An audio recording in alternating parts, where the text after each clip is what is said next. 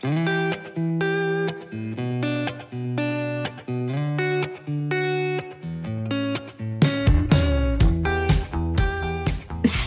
je suis Sandra et je te souhaite la bienvenue sur le podcast qui va te donner envie de réaliser tes projets et même tes rêves les plus fous. Notre mission, t'apporter de l'inspiration. J'échange avec des femmes qui ont osé s'écouter. Choix de vie audacieux, parcours atypique, projets fous, elles nous dévoilent tout sans filtre. L'idée, à travers chaque épisode, c'est d'adoucir tes peurs pour les remplacer par de l'audace et de l'enthousiasme. Du mouvement, du bruit, de la fumée, laisse-toi entraîner par les locomotives. Sophia a 29 ans, elle a été infirmière pendant 7 ans et elle a décidé de repartir de zéro pour poursuivre un rêve de petite fille. Elle est devenue infirmière à la base car elle ressentait le besoin d'aider les autres. À 18 ans, elle apprend qu'elle a la maladie de Crohn et doit prendre un traitement assez lourd. Elle fait plusieurs années en tant qu'infirmière, mais au fond d'elle, elle se dit qu'elle n'a pas envie de faire ça toute sa vie. Elle prend conscience des difficultés du métier et petit à petit, elle commence à être de plus en plus affectée psychologiquement et émotionnellement. Elle rentre le soir en pleurs, elle ressent de plus en plus de stress, les crises liées à sa maladie sont plus régulières. L'année dernière, elle perd 20 kilos à cause de sa maladie. Au travail, elle n'en peut plus, elle fait des crises d'angoisse, elle a la peur constante de faire des erreurs ou de négliger ses patients à cause de la pression que les infirmières subissent et elle ne se sent pas considérée par ses patients. En plus de ça, l'année dernière, elle développe une spondylarthrite et elle doit donc travailler en béquille. Mais c'en est trop, son corps lui dit stop, ce n'est tout simplement plus possible pour elle de pratiquer son métier. Sophia a toujours été persuadée que ses problèmes physiques n'étaient pas là par hasard. Il était temps pour elle de changer de voie et de réagir. Elle décide alors de trouver une activité qui lui permet de ne pas faire trop d'efforts physiques. Révélation, créer des bijoux, son rêve de petite fille. Et là, c'est les papillons dans le ventre. Mais elle se pose beaucoup de questions. Comment je vais faire pour y arriver? Pour me démarquer? Pour réussir à me dégager un salaire? Est-ce que je vais réussir à vendre? Mais elle reste focus, un objectif, réaliser le rêve de la petite Sophia, et elle se dit qu'au pire, elle trouvera un job alimentaire en parallèle. Selon elle, elle n'a plus rien à perdre et le rêve se réalise. Les bijoux prennent vie, elle crée son compte Instagram, son site internet voit le jour, shooting photos, vidéos de lancement auprès de sa communauté. Et le jour du lancement, les ventes explosent. Le stock est épuisé au bout de 2 jours. Je vous laisse découvrir la fascinante histoire de Sophia.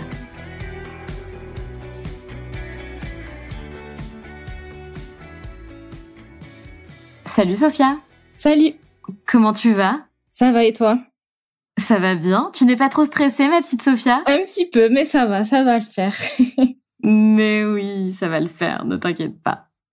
Donc j'ai découvert Sophia parce que tu as fait une vidéo, enfin un réel sur Insta qui est devenu assez viral puisqu'il a été repartagé sur, je ne sais plus, Les Éclaireuses ou Au Féminin, je ne sais plus, tu me confirmeras oui. Ça. Et c'est comme ça que je t'ai découvert. Et je t'ai écrit, j'ai tout de suite écrit à Sophia, j'ai dit coucou, viens raconter ton histoire à mon micro. Et elle m'a recontacté du coup quelques semaines plus tard. Donc la voici, la voilà. Sophia, peux-tu te présenter s'il te plaît en quelques mots? Alors oui, moi c'est Sophia, j'ai 29 ans. Voilà, avant j'étais infirmière, j'habite dans le sud-ouest et j'ai décidé d'arrêter et de poursuivre mon rêve de petite fille.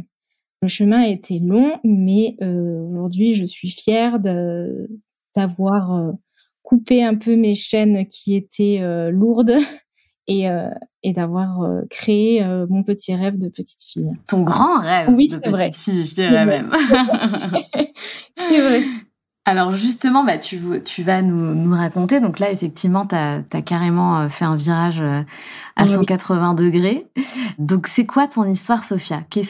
Donc ce que je te disais tout à l'heure, c'est vraiment l'idée, c'est que tu vas nous raconter un petit peu ton histoire, ton parcours. Donc tu prends, comme d'habitude, c'est ce que je dis toujours, le point de départ de ton choix, mais on veut comprendre un petit peu qu'est-ce qui s'est passé pour toi, parce que moi j'ai quand même découvert pas mal de choses à ton égard, j'ai vu un petit peu plein de choses intéressantes dans ton histoire, t'as vécu des moments hyper difficiles, donc je te laisse nous expliquer un petit peu ce qui s'est passé pour toi, Sophia. Moi, écoutez, j'ai fait mes études comme tout le monde, j'ai passé mon bac et j'ai eu un peu la pression de ma mère en allant dans une voie assez sécure, trouver un métier stable. Donc, moi, mes parents étaient dans le commerce, donc c'était assez difficile avec des variations difficile où financièrement on sait jamais de quoi est fait le lendemain et ma mère voulait le meilleur pour moi et c'est vrai que le côté de la médecine pour elle c'était quelque chose d'idéal. Donc à ses yeux, j'ai pris cette voie. Alors j'étais pas assez forte en maths pour devenir médecin, mais je me suis dit infirmière, pourquoi pas. Ma grande sœur était tombée malade aussi, donc j'avais un peu ce besoin de vouloir aider les autres. Et en plus, on a été un peu baigné dans le médical, donc c'est vrai que ça m'a tirée. Donc j'ai choisi cette voie en étant consciente et motivée et j'ai été très contente pendant mes années d'études. À l'âge de 18 ans, j'ai déclaré une maladie digestive, une maladie de Crohn. Donc ça a été un peu tardif pour le diagnostic, mais une fois prise en main, j'ai pu vivre à peu près normalement, avec un traitement assez lourd quand même. Mais j'arrivais à vivre un peu comme tout le monde, à faire mes années d'études, à faire la fête, un peu comme tout le monde. Bon, je vivais un peu dangereusement, mais c'était un peu mon état d'esprit, un peu one life, quoi. T'avais déjà ce truc-là en tête. Voilà, c'est ça. Donc voilà, j'ai fait mes 3 années, j'ai travaillé, j'ai fait plusieurs services. Mais j'étais contente de ce que je faisais, mais il y avait toujours un truc qui me disait je ferai pas ça toute ma vie, alors que je venais de commencer. Mais voilà, je me suis dit pour l'instant je fais ça, ok, très bien. Puis après je pense que j'idéalisais aussi le métier d'infirmière et une fois qu'on travaille vraiment, on se rend compte des difficultés qu'on voit pas forcément plus jeune ou pendant les années d'études. Et ça m'a fait perdre un petit peu cette naïveté et un peu cette énergie que j'avais au début. Mais voilà, on avance dans la vie. Je suis très contente de gagner ma vie aussi. Bon, on gagne pas des millions, mais on fait pas ça pour l'argent. Hein. Ouais. Voilà, j'avance. Mais au bout de quelques années, je commence à m'épuiser, à voir un peu les côtés négatifs, à me questionner, à voir un peu mes amis qui étaient infirmières en leur disant « mais ça vous agace pas ça ?» Enfin, moi, j'étais assez révoltée sur certains systèmes de santé. J'étais pas en accord avec tout ce qu'on devait nous imposer. Oui, parce que si je peux me permettre de rebondir sur ce que tu dis, c'est qu'en fait, tu dis que le monde de la santé va mal, que on doit tout faire très vite, que parfois, tu as justement la sensation de soigner mal les gens, d'avoir peur de frôler les erreurs, à vouloir toujours aller plus vite et toujours plus de patients et toujours. Ça doit être dur, du coup, effectivement. Enfin, on le sait que c'est dur, mais ouais, ça a dû être dur pour toi, en fait. Ouais, voilà, c'est ça. Moi, j'arrivais pas à me dire le soir, j'ai fait une bonne journée de travail. J'avais toujours un truc qui me disait, non, j'ai dû me dépêcher, j'ai pas pu prendre le temps pour ce patient, parce que sinon j'en avais d'autres derrière. Il y avait trop de choses qui me contrariaient. Alors au début, j'arrivais à passer outre. Je me disais c'est comme ça, mais au bout d'un moment, ça commençait à m'affecter, même psychologiquement, émotionnellement. Voilà, je rentrais le soir en pleurs et j'étais, souvent stressée. Et puis avec ma maladie, ça faisait pas bon ménage, donc j'avais des fortes crises aussi. Donc c'était un peu un cercle vicieux comme ça. C'est dur, ça. Et donc je me suis dit, ma seule issue, je pensais que c'était de partir en libéral en quittant un peu le système hospitalier ou même privé, en me disant en libéral je serais plus libre. Bon, c'était bien au début, mais après on retrouve d'autres problèmes aussi. Et pareil, il faut faire du chiffre parce que libéral c'est bien aussi, mais il faut enchaîner les patients parce qu'il y en a énormément de charges à payer. Donc il faut accélérer. Sauf que les patients, les pauvres, ils sont chez eux et que des fois ils vous voient que vous et que moi ça me brisait le cœur de devoir me dépêcher alors que cette mamie m'attendait toute la journée pour passer un peu de temps avec moi et voilà. Et même au niveau après, au niveau santé, j'arrivais plus à être en accord avec le système dans le sens où il fallait donner des médicaments et on prenait pas en charge comment il allait lui, comment il se sentait émotionnellement, sa famille. Enfin, pour moi, c'était un ensemble qu'il fallait prendre en charge et j'avais pas l'impression de bien faire mon travail. Donc ça m'a beaucoup affectée et l'année dernière, je pense que ça m'a affectée physiquement parce que j'ai perdu plus de 20 kilos. Ma maladie de Crohn s'est accélérée. C'est énorme ça. Et c'est à cause de la maladie de Crohn que tu as perdu 20 kilos ? Oui. Ouais. Là, j'ai touché le fond, comme on dit. Et au travail, j'en pouvais plus, quoi. J'en dormais plus. Je faisais des crises d'angoisse à l'idée d'y retourner. J'avais peur de faire des erreurs tellement il fallait aller vite. voilà, c'était dur. Et puis la relation avec le patient, c'était dur à domicile parce que j'avais l'impression que, pas tous, mais on devait répondre à des besoins. On n'était pas considérés à notre juste valeur. Voilà, c'était difficile. Quand vous rentrez chez un patient et qu'il vous dit vous êtes en retard, allez dépêchez-vous, sortez-moi les poubelles. J'avais plus l'impression d'être infirmière, quoi. Je me disais mais waouh, ah ouais quand même. Et bon, ça arrive une fois, puis 2 fois, puis après on vous respecte plus tellement parce que voilà, vous êtes infirmière, on vous paye pour ça. Et bon, et là je me suis dit waouh, là ça va mal. Même en étant en campagne, parce qu'on me disait plutôt en campagne plutôt qu'en ville. Bon, j'ai essayé, mais à un moment donné, j'étais fatiguée, j'étais épuisée, mes vacances n'étaient plus des vacances. Et malheureusement, l'année dernière, j'ai développé une spondylarthrite au niveau des articulations des chevilles. Donc, j'ai quand même voulu continuer à travailler. Donc, j'allais... bon, c'est pas bien, hein, c'était très dangereux, mais j'allais travailler en béquille, quoi.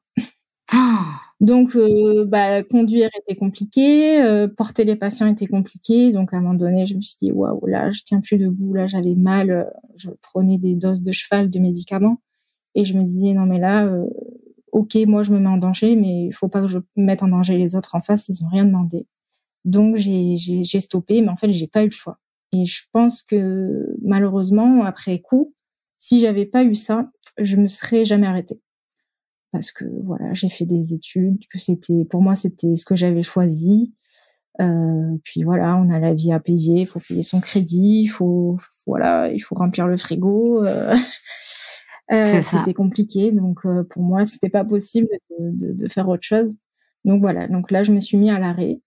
Ça a été très dur, mais voilà, je me suis ouverte à de la médecine alternative qui m'a beaucoup aidée parce que, ok, j'avais mes médecins qui me proposaient des choses, mais pour moi, il y avait d'autres issues et il y avait une médecine alternative qui pouvait être en complément de la médecine traditionnelle qui pouvait m'aider.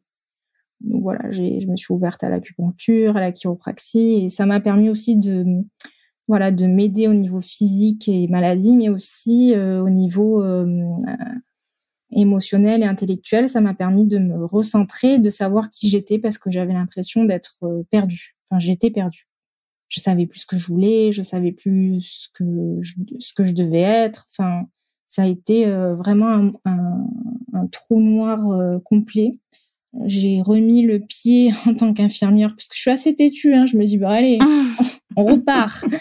Mais dans un autre cabinet, parce que j'étais dans un premier cabinet qui travaillait énormément, où j'avais pas le choix d'avancer, qu'il fallait faire tant de patients, une trentaine de patients par jour, à doucher, à laver. C'était un rythme effréné. Oh là là.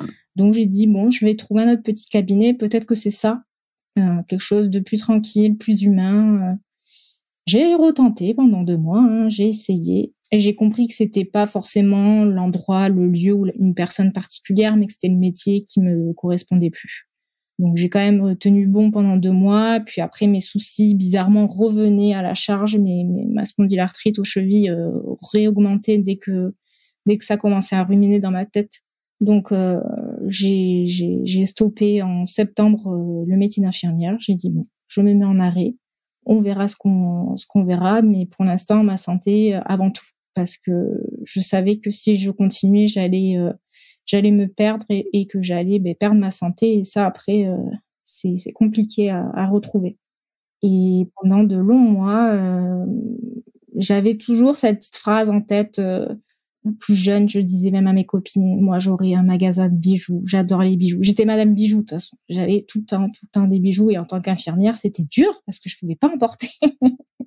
Ah oui, c'est vrai, en plus.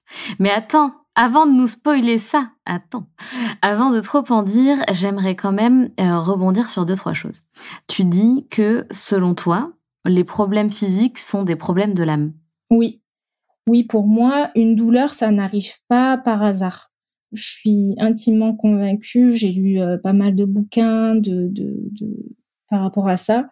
Quand vous avez une douleur liée au dos ou à une main ou une maladie qui se développe, il y a toujours derrière un point émotionnel qui a été touché. Et quand on remonte moi j'ai lu des livres où, par exemple, tout ce qui est problème de cheville, c'était quand on a du mal à avancer, quand on stagne, quand on n'arrive pas à mettre un pied devant l'autre. Et pour moi, ça faisait sens. C'était exactement ce que je vivais. Les problèmes digestifs, de toute façon, on sait très bien que le système digestif, c'est notre deuxième cerveau. Et j'étais toujours un peu tourmentée, toujours angoissée, et ça partait de là.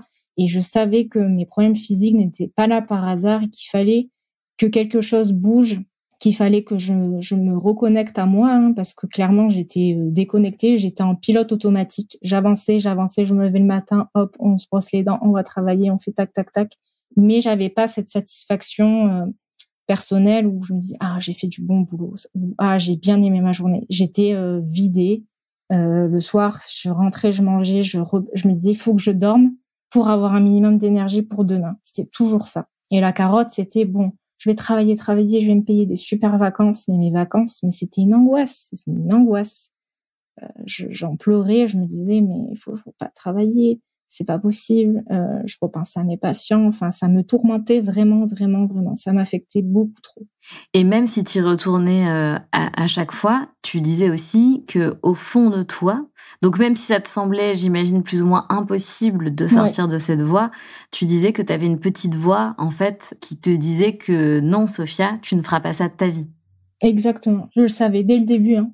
J'étais infirmière, mais je sais que je ferais pas ça toute ma vie. Il y avait toujours ce truc qui... J'ai commencé comme ça.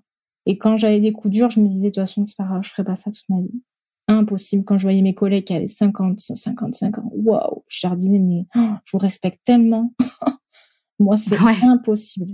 Impossible. Et qu'est-ce qu'elles te répondaient, tes collègues, quand tu leur disais que toi, un jour, tu jetterais ta blouse d'infirmière, comme tu dis aussi? Elle me disait, oh non, c'est dommage, t'es une bonne infirmière, on a besoin de toi. Maintenant, les jeunes, ils veulent... j'ai l'impression qu'on est une génération, déjà, on bouge beaucoup, alors que les anciennes infirmières, elles étaient dans un service et elles faisaient que ça, peu importe si ça se passait bien ou pas. Je pense qu'elles étaient, je sais pas, peut-être, elles avaient un seuil de tolérance beaucoup plus élevé que nous. Mais non, elles me disaient, mais alors pourquoi t'as fait ça? C'est une vocation. Je dis, ah, mais je vous assure que quand je l'ai fait, mais je m'en souviens, quand j'ai eu mon concours, j'en ai pleuré de joie. J'étais trop contente. Quand j'ai commencé à travailler, j'étais hyper heureuse.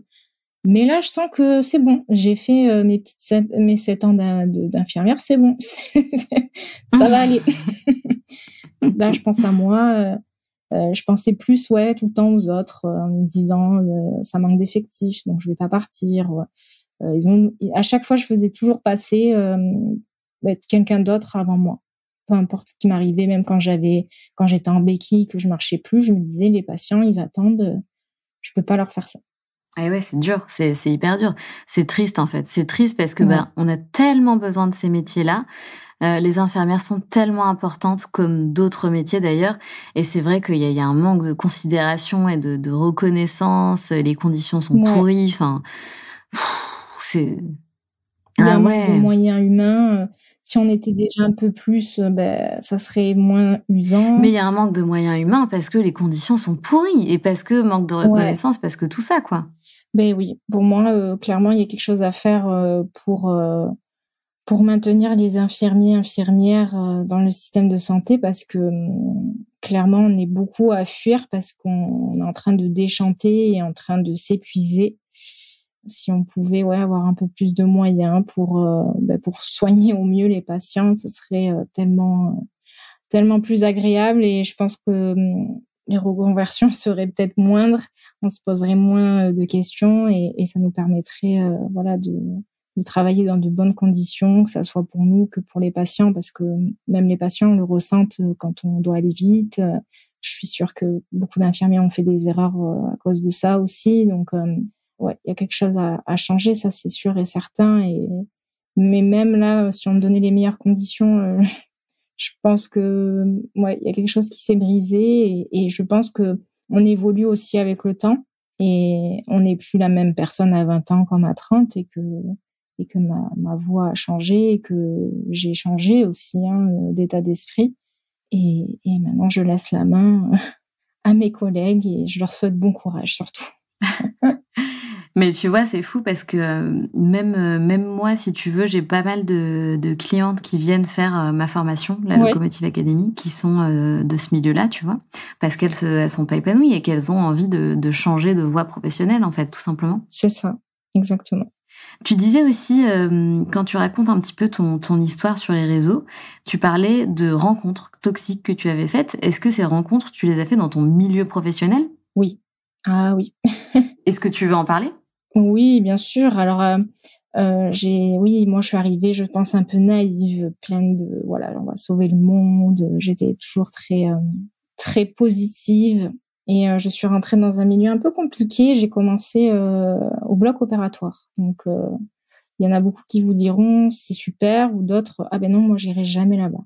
Moi, j'avais pas d'a priori. Je me suis dit, de toute façon, faut tester. Alors, j'ai adoré parce que c'était technique. Moi, ça y est, je me croyais dans Grey's Anatomy. Bon, sans les beaux gosses, hein, bien sûr, mais et génial sur le plan, voilà, technique. J'ai beaucoup appris. Mais c'est là où je me suis rendu compte que le monde du travail, c'était difficile, quoi. Donc là, j'ai formé un peu ma carapace. J'ai créé un peu une armure parce que des collègues pas sympas, il y en a eu, des coups bas aussi, il y en a eu. Ça m'a beaucoup affectée. Puis après, voilà, j'ai grandi avec mais on va dire, bon, c'était assez léger en structure. C'était, voilà, des petites chamailleries. Puis voilà, dans un monde de filles, c'est compliqué aussi. Ça m'a jamais vraiment plu. J'ai toujours été plus proche des hommes dans le sens où, voilà, pas de problème, on se dit les choses en face.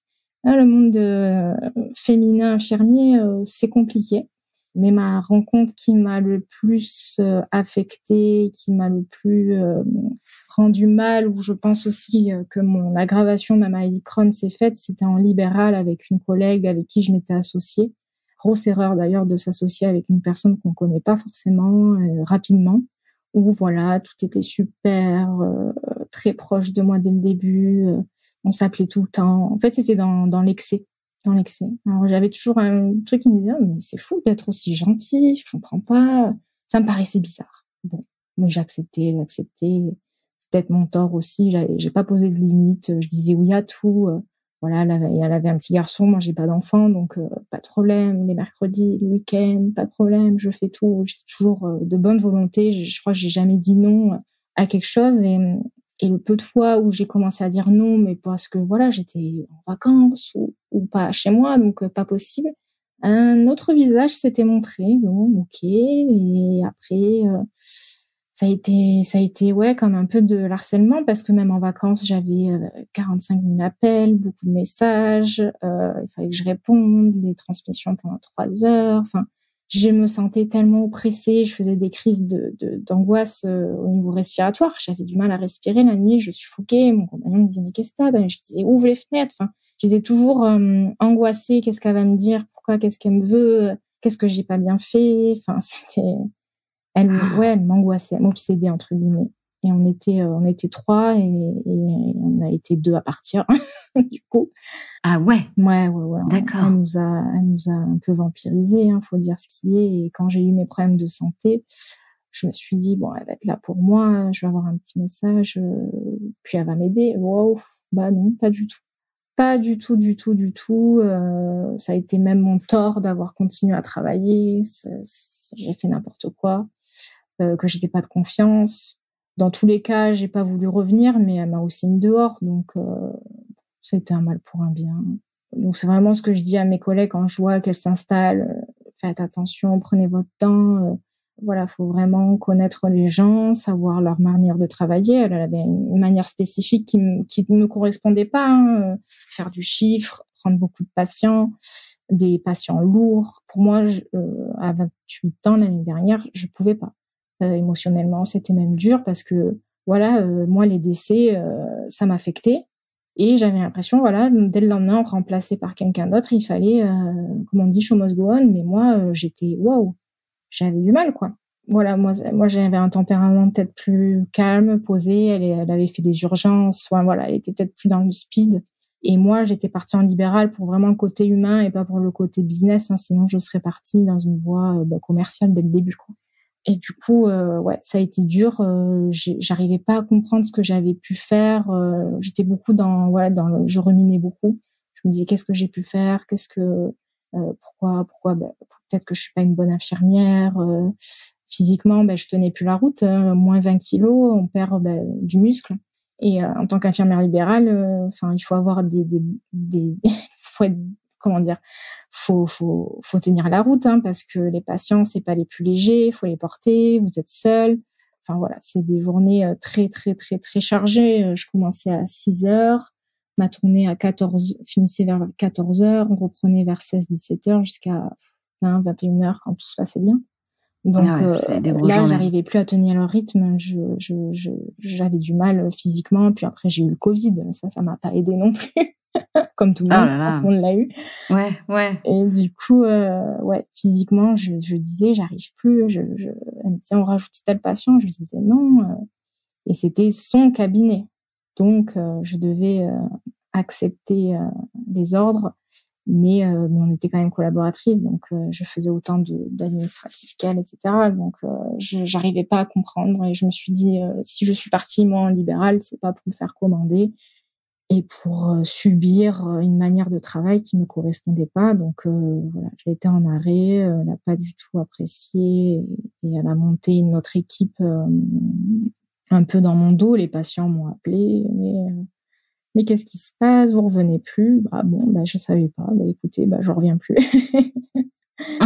et voilà. Bon, en tout cas, c'est un bien pour un mal, comme tu disais. Ah oui, il y avait pas de problème. Je savais ce qu'il en était. Et le fait, d'avoir mes problèmes de santé, je me suis dit, ça c'est bien, ça me met à l'arrêt, ça me permet d'ouvrir les yeux parce que j'étais dans un truc à 1000 à l'heure. On avance. Même s'il se passe des choses, on accepte. Et là, c'était le coup de trop et mon corps, il a dit stop. Il a dit stop et c'est là où j'ai dit waouh. Ah ouais, mais comment j'ai pu faire? Mais ça va pas, non, mais stop. On va faire autre chose. Alors justement, dans cette vidéo qui a été virale, tu dis que tu as 29 ans, que tu as quitté le monde de la santé, que tu as jeté ta blouse d'infirmière pour vivre de ta passion. C'est ça. Alors justement, c'est quoi? Qu'est-ce qui s'est passé? Qu'est-ce que tu avais en tête? Et que fais-tu maintenant? Moi, j'avais cette phrase, j'ai envie de faire des bijoux, j'adore les bijoux. Et en fait, pendant ma période où j'ai eu du mal à marcher, je pouvais pas faire grand-chose. J'avais essayé un peu de la poterie, tout ça, mais au final, la poterie, où il y a une machine, il y a une pédale, et même ça, mes chevilles, c'était pas possible. Je me dis, je peux rien faire, je peux même pas aller marcher trop longtemps. Je me dis, il faut que je me trouve une activité parce que moi, Netflix, c'est bon, quoi, je pouvais pas. Et je me suis dit, ok, j'ai envie de créer quelque chose, j'adore les bijoux, je vais apprendre à faire des bijoux. Je vais me mettre sur une table, je peux y passer toute la journée, ça me fera pas de mal au niveau de mes chevilles. Allez, on fait ça. Donc j'ai commencé. C'était catastrophique au début, je me suis dit, mais c'est trop compliqué. Après, Internet était mon meilleur ami, donc j'ai appris, j'ai fait des recherches. En septembre, quand j'allais quand même mieux physiquement, je suis montée dans des grandes villes pour aller chercher des fournisseurs de perles, des choses comme ça. Et là, j'étais trop emballée. Je me suis dit, mais c'est génial. Mes copines adoraient ce que je faisais.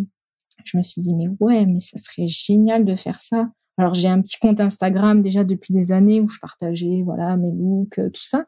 Je me suis dit, j'ai déjà une petite communauté, je pars pas sans rien, comme ça. Pourquoi pas? Allez. Alors, je me suis dit, ok, au niveau de la créa, je pense que j'ai fait ce que j'avais à faire. Donc, j'ai été super contente, voilà. Donc, c'est toi qui dessines tes bijoux? Les dessiner, non, mais j'assemble, entre guillemets, les perles, les pendentifs. Enfin, qui les imagine, je veux dire. Voilà, c'est ça, oui. Dessiner, je suis trop nulle à dessiner. Non, c'est toi qui les imagines et qui les conçois. Ouais, c'est ça. Moi, j'ai un style bien précis. J'habite à 1 heure de Biarritz. Et c'est vrai que tout ce qui est un peu perles, petite perle avec des petits pendentifs un peu inspirés de l'océan, c'était vraiment ma came, entre guillemets. Et je me suis dit, je vais faire ça déjà pour moi. Et après, on verra. Et je me suis dit, mais ça serait génial si je montais un petit shop et tout. Mais ça serait génial. Alors que je me dis, non, mais c'est pas possible. La vie vous rattrape, il faut payer les crédits, mais jamais il va falloir que j'enfile 1 milliard de perles. C'est pas possible. Mais, ça, c'est pas faux. C'est ça. Et puis, il y a tellement de monde sur pourquoi les gens achèteraient pour moi. Donc bon, j'étais tiraillée. Donc, je suis restée quand même de longs mois, même en arrêt, parce que déjà physiquement, il m'a fallu du temps pour me remettre. Même psychologiquement, j'ai été un peu secouée.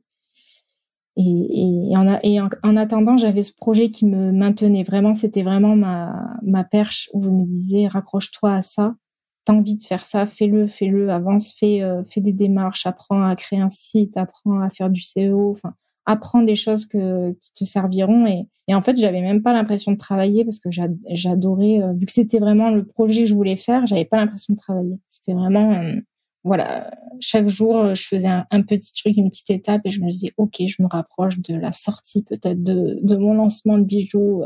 Mais voilà, ça s'est fait un peu petit à petit comme ça. Mais jamais je me suis dit, je retournerai peut-être que, ah non. Quand j'ai décidé que non, c'était non. Et plus ça allait, et plus je me disais, de toute façon, c'est plus ma voie. C'est plus pour moi. En tout cas, chapeau. Enfin, franchement, déjà, tu vois, de passer à infirmière à entrepreneuse et créer sa propre marque, déjà, chapeau.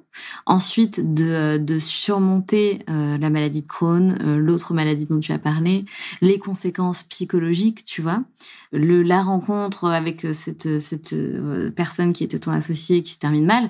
Il y a quand même pas mal d'épreuves à surmonter et t'es là et tu continues, t'avances, tu crois en toi, tu crois en ton projet, t'as ta vision.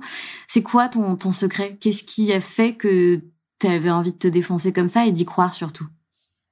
J'ai beaucoup été soutenue par ma famille et mon compagnon. Je pouvais pas les décevoir. C'était ils m'ont jamais fait douter. Ils m'ont jamais dit oh là là, ils m'ont toujours dit mais fonce, c'est génial, vas-y. Et je me suis dit si eux ils arrivent à croire en moi, il faut que je croie en moi aussi. Et en fait je me suis dit depuis toute petite tu te le dis. Donc on va dire tu t'es fait comme une petite promesse à la petite Sophia, et ben tiens-la et vas-y. Et au pire, de toute façon, au pire, qu'est-ce qui peut m'arriver? Je pense que je pouvais pas tomber plus bas, j'ai eu des problèmes de santé, j'ai cru que, je vous le dis, hein, j'ai cru que j'allais y passer. Je me suis dit, au pire, entre guillemets, c'est que de l'argent et c'était pas des milliers d'euros que j'ai investi. Je suis partie vraiment avec un minimum, hein, je me suis pas ruinée, comme on dit. Donc vraiment, je me suis dit, au pire, c'est pas grave, j'irai travailler en tant que, voilà, j'ai ma mère qui travaille dans le commerce, ça me prendra à mi-temps.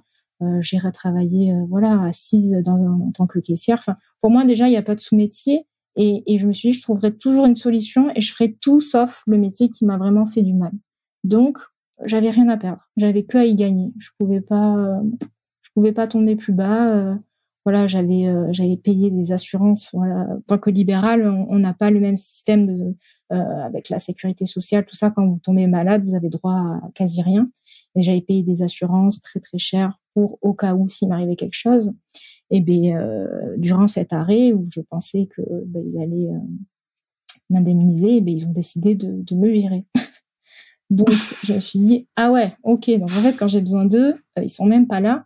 Donc financièrement ça m'a perturbée et en fait j'en étais à un point, j'ai plus rien à perdre, j'ai que à y gagner.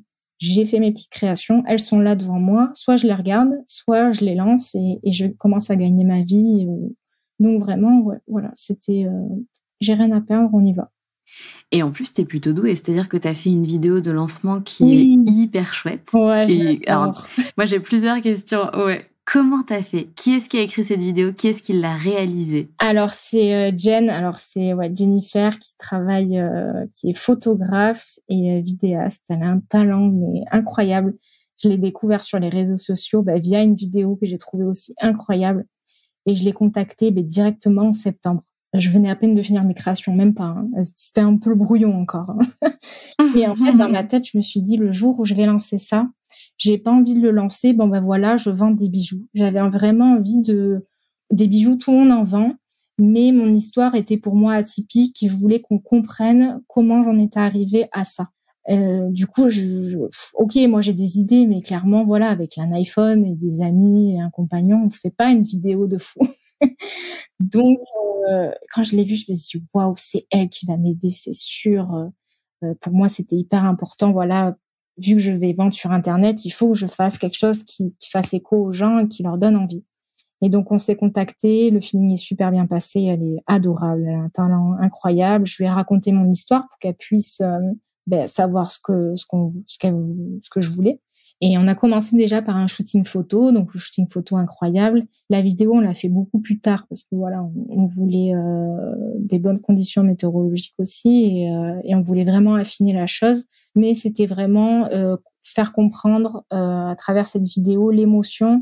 Et c'était pas une vidéo publicitaire, voici mes bijoux. C'est vraiment une vidéo émotion où on sent voilà le changement, le burn-out, la fatigue et le côté solaire après qui arrive et où on sent une renaissance un petit peu à travers ce changement professionnel. Canon, franchement canon, et d'autant plus que donc je suis allée voir évidemment Ouais. donc tes pages Instagram, ta Oui. page perso, et effectivement t'as déjà le truc, t'as déjà une petite communauté, c'est génial. En plus t'as une communauté engagée. Oui. Ton site est hyper chouette. Ton compte Insta, donc de Adalima, et c'est le nom de ta marque, est hyper chouette aussi. Ouais. Est-ce que tu as tout appris toute seule? Est-ce que tu t'es formée? Comment tu fais? Pas du tout, vraiment, je me suis formée, mais toute seule entre guillemets, à part l'aide, voilà, de Jen au niveau des photos et de la vidéo. Vraiment, c'est elle qui sont canons, hein, aussi les photos d'ailleurs. Ouais, elle fait un travail incroyable. Voilà, elle m'a ça sur ça, j'ai aucun mérite entre guillemets, mais sur tout le reste, la communication, le site internet, le référencement, voilà, apprendre à créer une entreprise. J'ai appris toute seule. Internet a été vraiment mon meilleur ami. J'ai eu une petite formation de 2 jours à la Chambre des métiers, mais c'était vraiment très global, en mode savoir quel statut prendre, mais j'avais déjà mon idée. Mais sinon, j'ai appris toute seule, donc j'ai mis des mois à faire le site parce que c'est un métier. Long, ça prend du temps. Ouais, carrément. Et j'avais vraiment une idée, je voulais vraiment que ça soit à mon image et je voulais tout faire toute seule parce que je m'étais dit si un jour j'ai un problème, je veux être maître de la chose et ça me rendait fière de pouvoir me dire j'ai créé ça toute seule et de toute façon j'avais pas les moyens. Ben, bien sûr, on fait avec les moyens du bord. Voilà, j'avais pas les moyens de payer quelqu'un pour me faire ci, pour me faire ça. On commence avec un petit budget. Comme je disais, j'ai pas mis des milliers d'euros. Donc voilà, l'idée, c'était on apprend toute seule et vraiment j'ai vraiment aimé le faire ce site. Au début, je vous avoue, j'ai pleuré parce que je me suis dit waouh, je vais jamais y arriver. Puis après, j'étais trop contente. Je passais des journées entières. Mais j'étais trop contente, trop fière de moi. Je me suis dit, waouh, mais c'est génial. Surtout quand c'est pour soi, donc je pense que c'est différent aussi. Et je l'ai montré en plus à des personnes de ma famille qui travaillent un peu dans le marketing, tout ça. Ils étaient étonnés. Je dis, mais vous voyez, la petite Soso, oui. Non, vraiment, bravo. Et comment ça s'est passé alors au moment où donc tu fais ta vidéo de lancement, le site est ouvert, comment ça se passe? Est-ce que du coup tes abonnés sont dans l'engouement? Est-ce que tu fais des ventes? Comment ça s'est passé pour toi? Mais moi, j'ai fait durer le suspense. Mes abonnés m'en ont beaucoup voulu parce que j'ai développé pas mal de vidéos, même un peu sur TikTok. Voilà, j'ai arrêté ci, maintenant je fais autre chose. Et les gens me disaient, mais tu fais quoi? Et j'ai laissé arrêter pendant 1 ou 2 mois comme ça. Et en fait, j'ai annoncé avec la vidéo le lancement un mercredi soir. Et là, j'étais hyper stressée. Ça a été le jour vraiment où j'ai été stressée, c'était ce jour-là. J'ai pas ouvert le site ce jour-là, j'ai juste annoncé mon changement, est-ce que j'allais faire les bijoux. Et le site, je l'ai ouvert le dimanche, quelques jours après. Et entre le mercredi et le dimanche, pour moi, ça a été le jour le plus stressant, ça a été quand j'ai annoncé la chose et pas le jour des ventes. Je me suis dit, bon, si j'arrive à avoir 1 ou 2 ventes en dehors de ma mère et de mes amis, je serai la plus heureuse. Vraiment, parce que je savais que ma mère, elle allait acheter, mais je me suis dit, bon, ça compte pas, quoi. Ouais, bien sûr. Voilà. Et en fait, le soir même, j'ai quadruplé x4, x5, je sais même plus combien, mais au-delà de mes espérances. Et 2 jours après, j'avais quasi tout en sold out, j'avais plus rien. Donc, je me suis dit, bravo. Je me suis dit, mais pour moi, ça, c'était mon stock de l'été. Donc là, va falloir que, waouh. J'ai passé des nuits entières jusqu'à 3h du matin à recréer, à remettre sur le site. Et là, j'ai plus grand chose encore. J'ai refait un restock dimanche et j'ai pas mal d'articles qui sont partis où il y a plus d'articles non plus. Donc, je suis très, très contente. Après, je prends pas de gros risques, hein. Comme je dis, petit à petit, je fais pas des énormes stocks, vu que c'est fait à la main aussi. Donc, voilà, je fais aussi en fonction de mon rythme. Mais au-delà de mes espérances, c'est incroyable. Et ils ont été vraiment au rendez-vous. Je m'attendais pas à ce que ça soit pour moi. Ok, c'est des personnes, des amis un peu virtuels, mais ça reste des inconnus. On s'est jamais vus. Et ben, waouh, merci du soutien. Il y en a, par exemple, là, je fais que des bijoux dorés.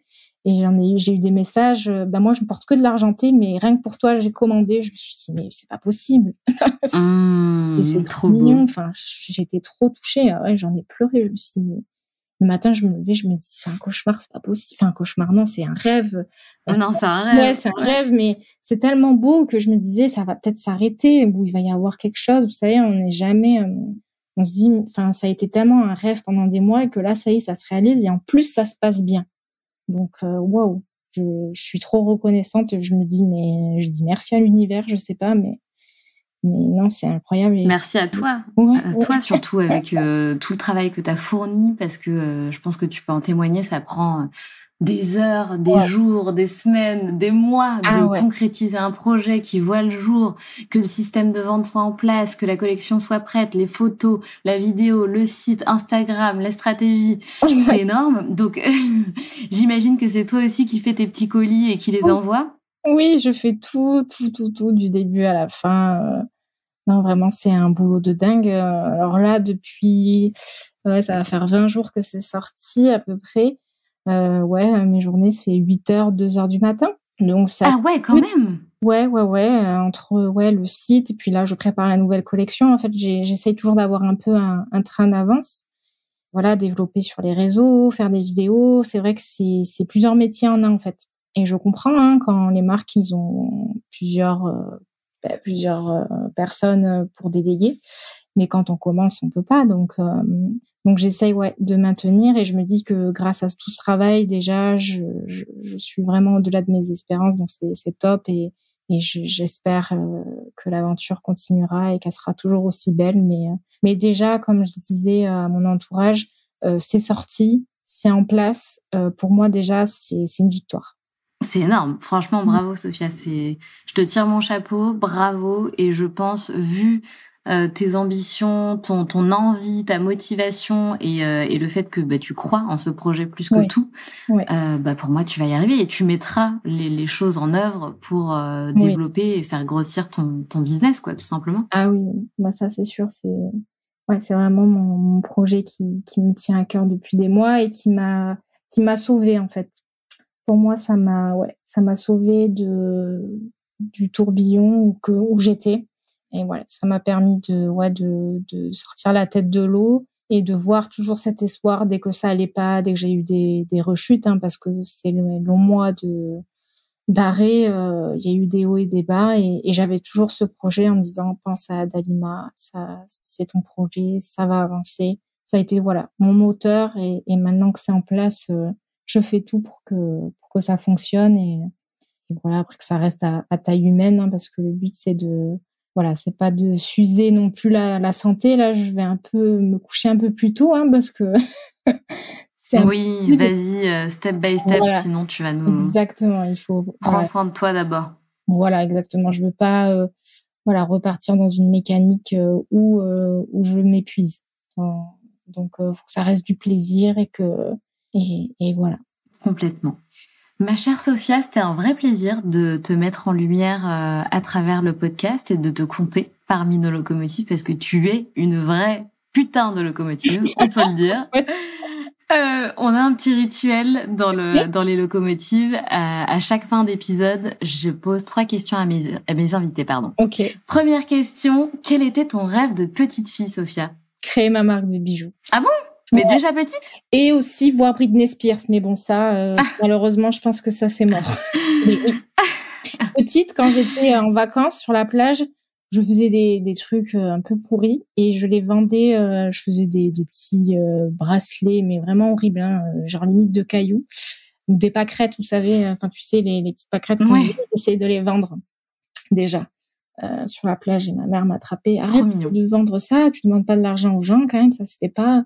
j'avais déjà envie de je pense d'être un peu dans le commerce et j'adorais les bijoux. J'adore.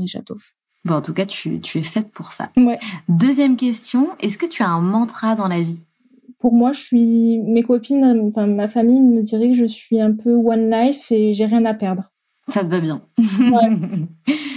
Et dernière question, c'est quoi pour toi être la locomotive de sa vie? Pour moi, ça représente être consciente et déterminée et d'être en phase avec soi-même et de prendre les bonnes décisions pour soi et d'avancer pour soi. C'est parfait, je valide.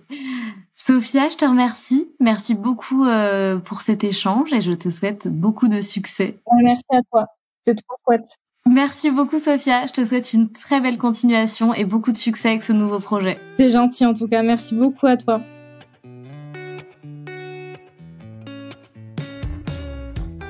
C'est la fin de cet épisode et j'espère qu'il t'a plu. Si tu as envie de laisser 5 étoiles sur Apple Podcast ou Spotify, surtout n'hésite pas. Merci pour ta fidélité et on se retrouve mardi prochain pour un nouvel épisode. Pense à rejoindre la communauté Les Locomotives sur Instagram pour toujours plus d'inspiration, de motivation et de good vibes.